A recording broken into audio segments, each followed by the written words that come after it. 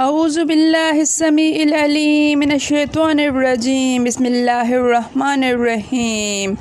رب اشرح لی صدری ویسر لی امری واحلل عقدۃ من لسانی یفقہوا قولی رب یسر ولا تعسر وتمم بالخیر وبک نستعین رب زدنی علما۔ السلام علیکم ورحمۃ اللہ وبرکاتہ۔ الحمدللہ ہم سورہ مائدہ کا ترجمہ و تفسیر کر رہے ہیں۔ 31 آیات کا ترجمہ و تفسیر الحمدللہ ہم کر چکے ہیں۔ آج کا سبق آیت نمبر 32 سے دیکھیے۔ اعوذ باللہ من الشیطان الرجیم من اجل ذالک، من سے اجل وجہ، ذالک اس وجہ سے، کتبنا کتب لکھا، نہ ہم نے لکھ دیا، علی بنی اسرائیل، علی پر بنی اولاد اسرائیل، یعقوب علیہ السلام، یعقوب کی اولاد پر، کہ وہ من قتل، من جس کو قتل کرے، کوئی قتل کرے، کہ جس نے کوئی قتل کیا، نفسن کسی جان کا، بغیر نفس بے سے غیر سوائے نفس جان، کسی جان کے بغیر، او فساد او یا فساد کرنے، یعنی فساد کرنے کے بغیر، فی الارض فی میں الارض زمین، ملک میں فساد کے بغیر یا کسی جان کے بغیر کسی نے کسی کو قتل کر دیا تو کأنما گویا کہ قتل اس نے قتل کیا، الناس لوگوں کو، جمیعاً تمام لوگوں کو اس نے قتل کر دیا، ومن احیاہا اور من جسے احیا زندہ کیا، ہا اس کو اور جس نے اس کو زندہ کیا، فکأنما تو گویا کہ احیا اس نے زندہ رکھا، الناس جمیعا ناس لوگ، جمیعا تمام لوگوں کو اس نے زندہ رکھا، وَلَقَدْ جَاءَتْهُمْ اور لقد تحقیق جاءت آ چکے، ہم ان کے پاس، رسول کی جمع ہے،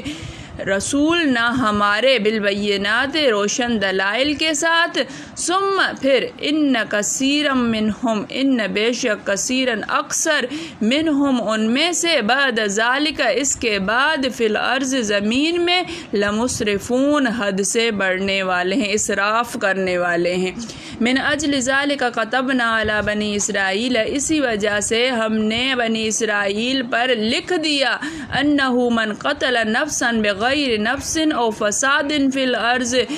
کہ جو کوئی قتل کرے گا بغیر کسی جان کے یا زمین میں یا ملک میں فساد کے، تو فَكَأَنَّمَا قَتَلَ النَّاسَ جَمِيعًا تو گویا کہ قتل کر دیا اس نے تمام انسانوں کو، تمام لوگوں کو، وَمَنْ أَحْيَاهَا اور جس نے اس کو زندہ کیا، فَكَأَنَّمَا أَحْيَا النَّاسَ جَمِيعًا تو گویا کہ اس نے زندہ کیا تمام لوگوں کو، وَلَقَدْ جَاءَتْهُمْ رُسُلُنَا بِالْبَيِّنَاتِ تحقیق کہ ان کے پاس ہمارے رسول روشن دلائل کے ساتھ آ چکے ہیں، ثُمَّ إِنَّ كَثِيرًا مِّنْهُمْ بَعْدَ ذَلِكَ فِي الْأَرْضِ لَمُسْرِفُونَ پھر بھی بے شک اکثر ان میں سے اس کے بعد بھی زمین میں حد سے بڑھ جانے والے ہیں، اسراف کرنے والے ہیں۔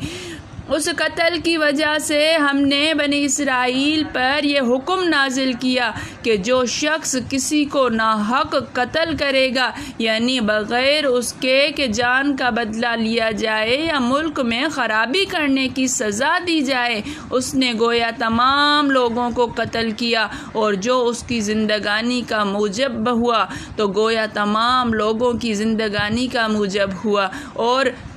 ان لوگوں کے پاس ہمارے پیغمبر روشن دلیلیں لا چکے ہیں، پھر اس کے بعد بھی ان سے بہت سے لوگ ملک میں حد اعتدال سے نکل جاتے ہیں۔ ایک بے گناہ شخص کا قتل تمام انسانوں کا قتل ہے، یہ ہم جملہ سنتے ہوئے آتے ہیں۔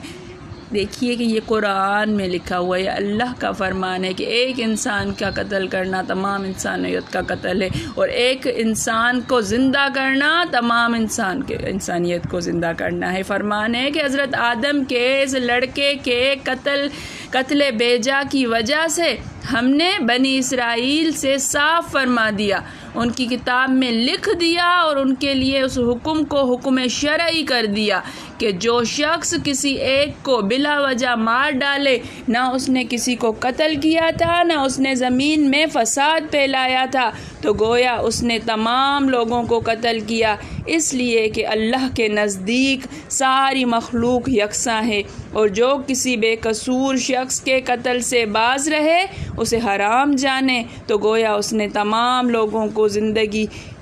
دی، اس لیے کہ یہ سب لوگ اس طرح سلامتی کے ساتھ رہیں گے۔ امیر المومنین حضرت عثمان رضی اللہ تعالیٰ عنہ کو جب باغی گھیر لیتے ہیں تو حضرت ابو ہریرہ رضی اللہ تعالیٰ عنہ ان کے پاس آتے ہیں اور کہتے ہیں میں آپ کی طرفداری میں آپ کے مخالفین سے لڑنے کے لیے آیا ہوں۔ آپ ملاحظہ فرمائیے کہ اب پانی سر سے اونچا ہو گیا ہے۔ یہ سن کر معصوم خلیفہ نے فرمایا کیا تم اس بات پر آمادہ ہو کہ سب لوگوں کو قتل کر دو جن میں ایک میں بھی ہوں؟ حضرت ابو ہریرہ نے فرمایا نہیں۔ فرمایا تو سنو،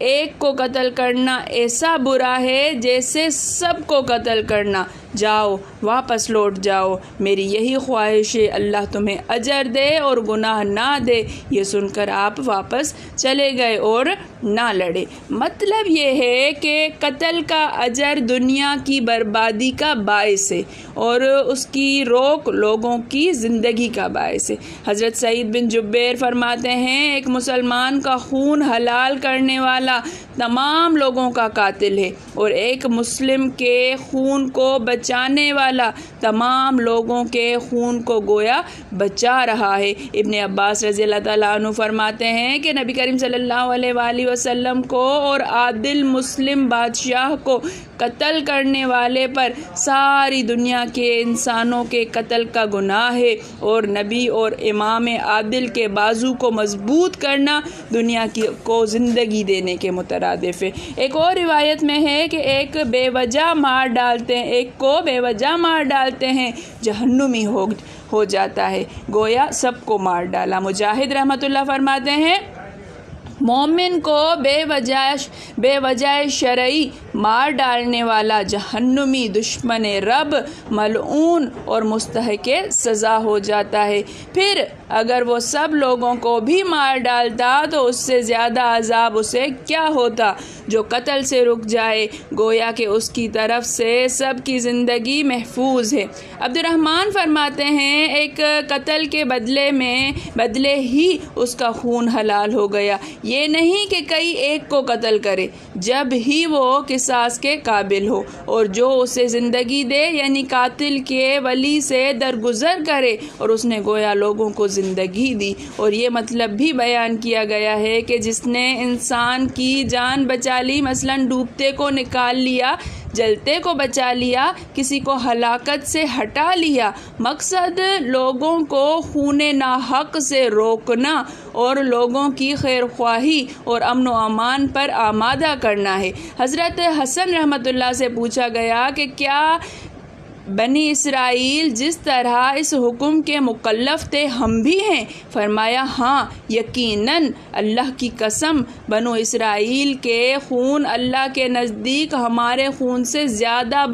بے وقت نہ تھے، بس اس شخص کا بے سبب قتل سب کے قتل کا بوجھ ہے، اور ایک کی جان کے بچاؤ کا ثواب سب کو بچا لینے کے برابر ہے۔ ایک مرتبہ حضرت حمزہ بن عبد المطلب نے رسول اللہ صلی اللہ علیہ وآلہ وسلم سے درخواست کی کہ حضور صلی اللہ علیہ وآلہ وسلم مجھے کوئی ایسی بات بتائیں کہ میری زندگی بآرام گزرے۔ آپ نے فرمایا کیا کسی کو مار ڈالنا تمہیں پسند ہے یا کسی کو بچا لینا تمہیں محبوب ہے؟ جواب دیا بچا لینا۔ فرمایا بس اب اپنی اصلاح میں لگے رہو۔ پھر فرماتا ہے ان کے پاس ہمارے رسول واضح دلیلیں اور روشن احکام اور کھلے معجزات لے کر آئے، لیکن اس کے بعد بھی اکثر لوگ اپنی سرکشی اور دراز دستی سے باز نہ رہے۔ بنو قینقاع کے یہود اور بنو قریظہ اور بنو نذیر وغیرہ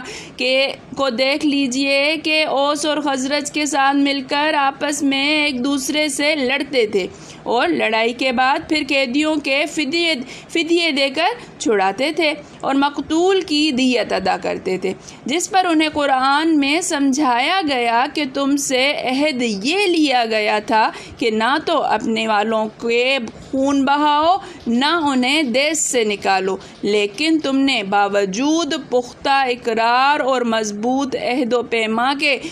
اس کے خلاف کو گو فدیے ادا کیے، لیکن نکالنا بھی تو حرام تھا۔ اس کے کیا معنی کہ کسی حکم کو مانو اور کسی سے انکار کر دو۔ ایسے لوگوں کی سزا یہی ہے کہ دنیا میں رسوا اور ذلیل ہوں اور آخرت میں سخت تر عذابوں کا شکار ہوں۔ اللہ تمہارے اعمال سے غافل نہیں ہے۔ اللہ تعالیٰ سمجھنے کی توفیق عطا فرمائے۔ میرے پڑھانے میں، آپ کے پڑھنے میں، میرے سمجھانے میں، آپ کے سمجھنے میں کوئی غلطی، خطا، بھول چوک ہو گئی ہو تو میں اللہ کے حضور میں توبہ کرتی ہوں اور معافی کی خواستگار ہوں۔ ربنا تقبل منا انک انت السمیع العلیم۔ السلام علیکم ورحمۃ اللہ وبرکاتہ۔